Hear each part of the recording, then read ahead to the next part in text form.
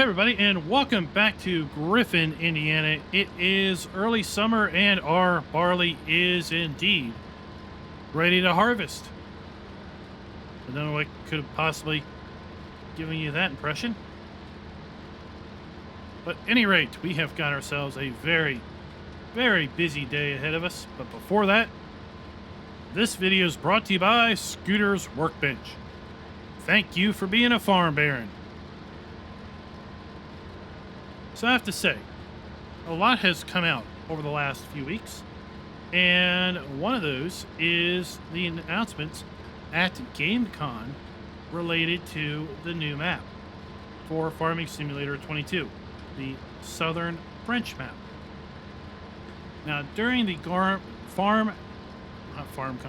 Gamescon presentation of gameplay on that particular map, we saw something rather interesting.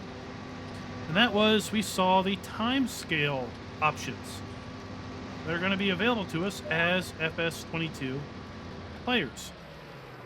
And they were as follows. We, of course, have real time, 1x. We have 2 times, 2x. That's what our clock is currently set at here, 2 times speed. What that means is the game clock will run twice as fast as real life. So every real minute in real life is 2 game minutes. Okay? A game hour takes 30 real minutes to pass.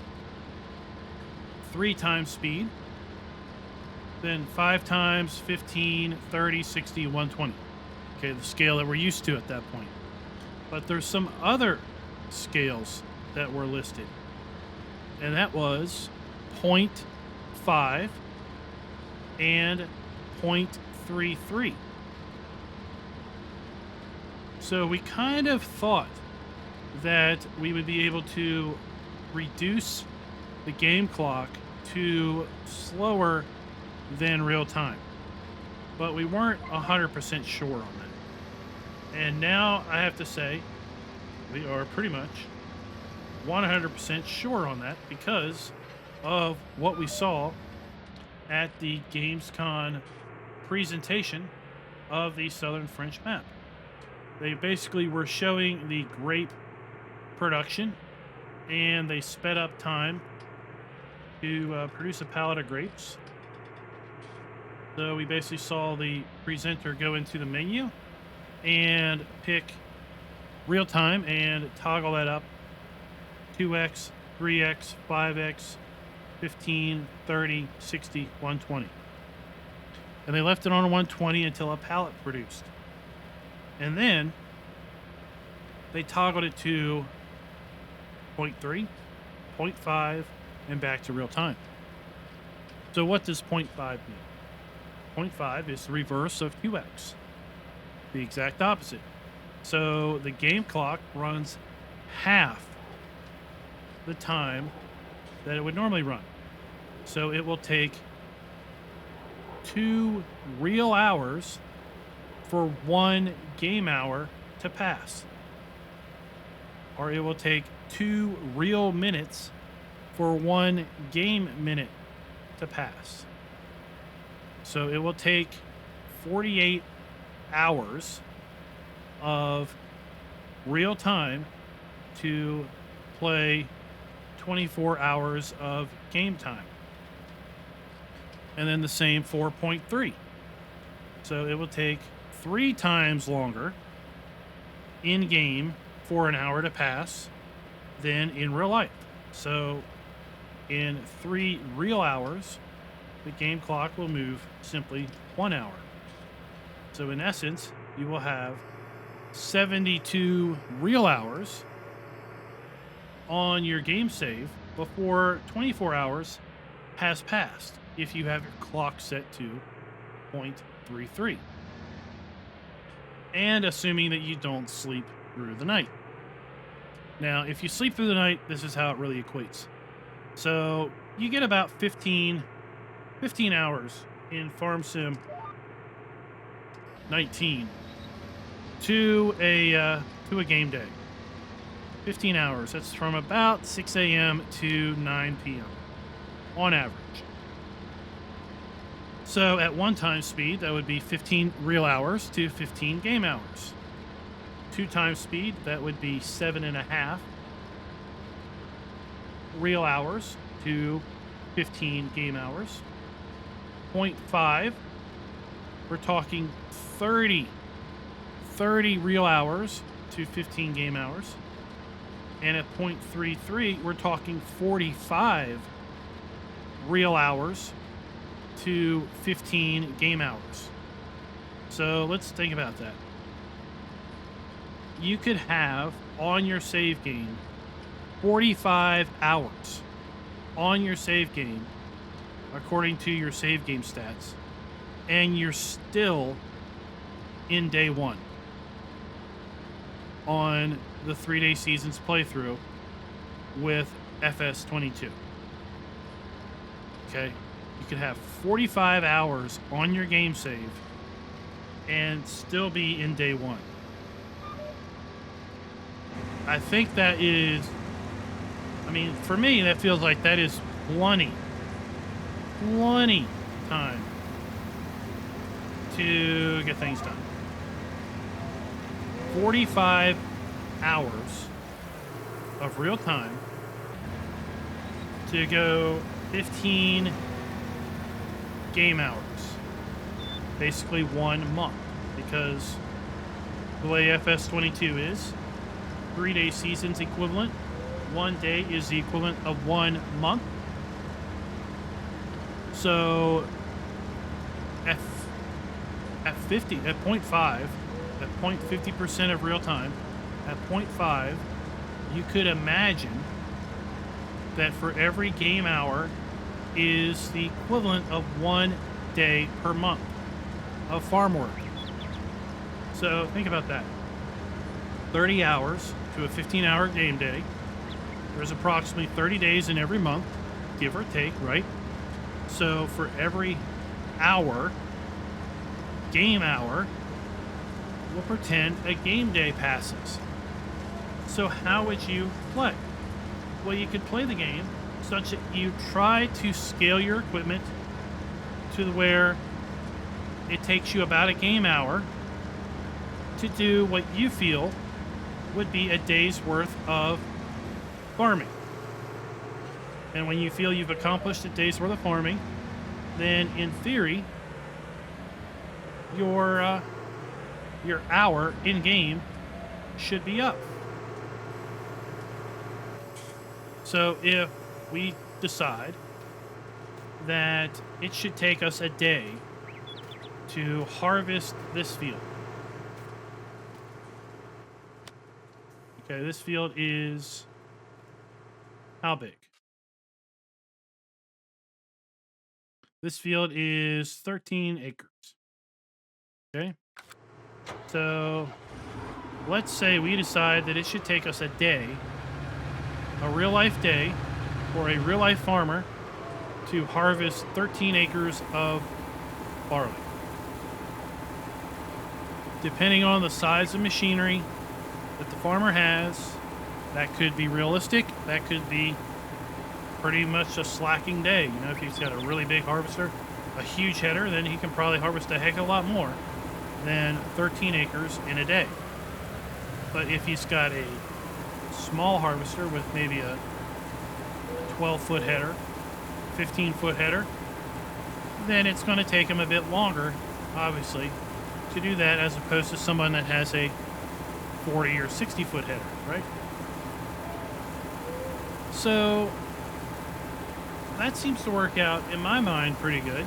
If you think, what can I harvest in a real life day, and then size your equipment to that, you can harvest that much in approximately 1 game hour at 0.5 game clock, then in essence you are you're playing as realistically scaled as you could with a 3-day season. so that after 30 game hours, or 30 real hours, 15 game hours have passed, then the equivalent of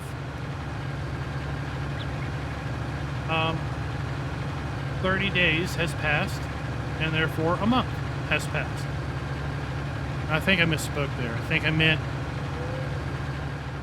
a real life hour, not an in-game hour.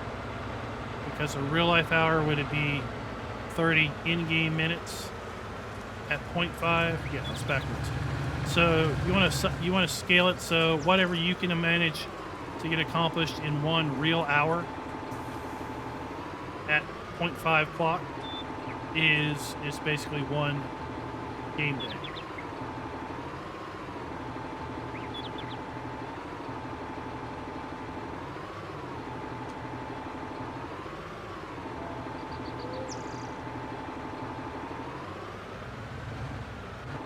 Oh, I got this tip side right back. There we go. What is going on here? There we go. So I got this already set up. There we go. We're dumping product into the bin. Presto whammo. So we're good to go. So we got a lot of work to do. I've got 3 fields to harvest of barley. I got to try to get the barley baled up and sold. And then I got to lease a seeder, and I want to put soybeans in the ground. Yeah, I want to put soybeans in the ground. So I got to get to it. This is going to be a good test to see if 2 times speed is too fast or too slow for all that work. So I'm going to go ahead and I'm going to put you all down, and I'm going to get to work. And we'll talk again once we have all our fields harvested, and we are running our fast baler for the first time this year. Who'd have thought we'd be running the fast baler for the first time on our straw? Although I do have to say, I think our grass did grow. We're at 33% growth. Remember in spring we were at 0%. So we are registering growth now. Hopefully midsummer we'll be at 2/3 growth. Late summer we'll be at full growth. We'll just have to wait and see. So it's going to be quite a while for me, just a few seconds for you. So be right back in the blink of an eye. I have to say I wasn't expecting to be straw the first thing that we'd run through our Vicon fast baler, but here we are. We've gotten all of our barley harvested at this point. It is 2:30 in the afternoon, and we have just been trudging along with the harvester, hauling grain. Now we are baling up our straw. This is actually the last field that we have to bale, and oh boy, are we getting a ton of straw bales off of our fields. Just to bring you up to speed on where we are, we got 206,000 liters of straw off of our 3 fields. Now we are baling up our straw, and I have to say that never round bale without the Vicon fast baler, because this thing is a dream of a machine.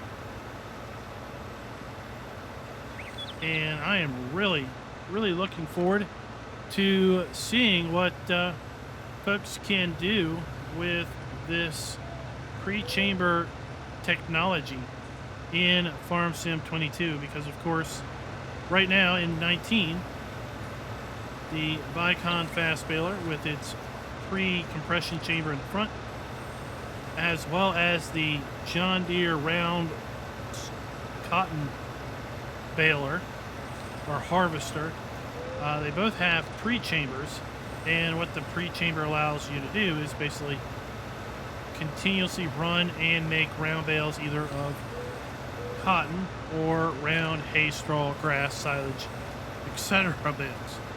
And man, this thing is really cool and was well worth the price of the Vicon DLC almost on its own.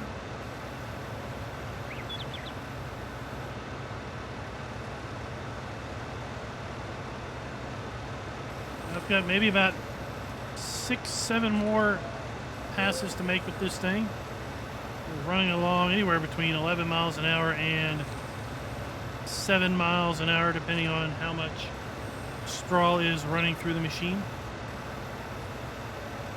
We're going to go ahead and finish that up, and I'll bring you back once we are hauling straw. It looks like it's going to be a long day today because we still need to get straw off the fields, and then we need to try to get our second crop down in the ground before nightfall. See the kind of yield we got off of the small barley field too, as far as our straw goes. And then we have even more bales, of course, down field 22. Just gonna run these over and see what we get for our straw down at this barn sell point. And then I'll bring you back once we have all the straw sold to see what kind of money we made off the straw. Now, right now we're sitting just a shade under $20,000. I'm pretty confident we're going to be able to double our money pretty easy, I think, with our straw sale. And that will hopefully line us up really well to lease our seeder to plant the rest of our fields for hopefully another bumper second crop like we had last year. So let's go ahead and see what we get for 24 bales of straw.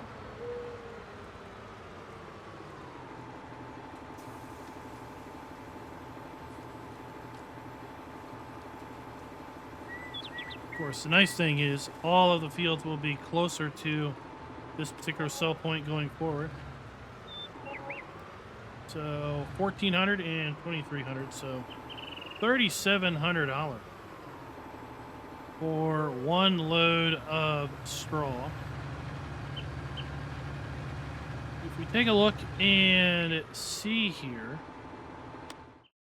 we got 142 bales this session. Now, that is not the total number of straw bales I made, because I did make straw bales down far field, and then I basically made some more straw bales in a different session, saved the game, and then came back a little bit later. So I really don't know how many bales we have, but I'm willing to bet we probably have close to 240 bales. That would be 10 loads. $3,700 a load. That's $37,000. So let's see what we come up with. And just like that, we have all our bales collected.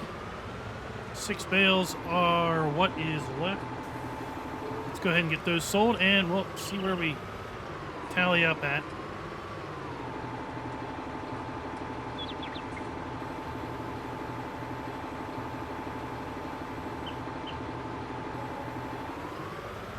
$946 later. In total, we have earned